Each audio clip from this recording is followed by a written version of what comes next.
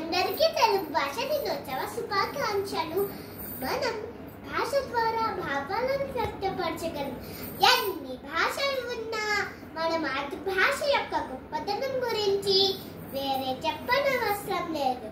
మన తెలుగు భాషలోని పద్యాలు, కవితలు, గేయాలు, ఛందస్సు మొదలగునవి వాటికవే సాటి, వాటికి లేవు పోటీ. అందుకే అన్నారు శ్రీకృష్ణదేవరాయలు దేశ భాషలను తెలుగు లెస్స అని.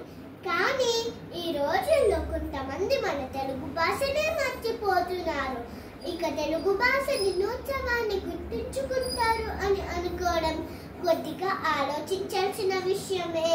ఇలా అనడం వల్ల కొందరికి కోపం రావచ్చు, కానీ ఇది నిజం.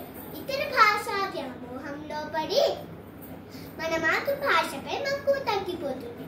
అలానే ఏ ఇతర భాష నేర్చుకోవద్దు అని అనడం లేదు, కానీ మన మాతృభాషకి ప్రాధాన్యత ఇవ్వండి.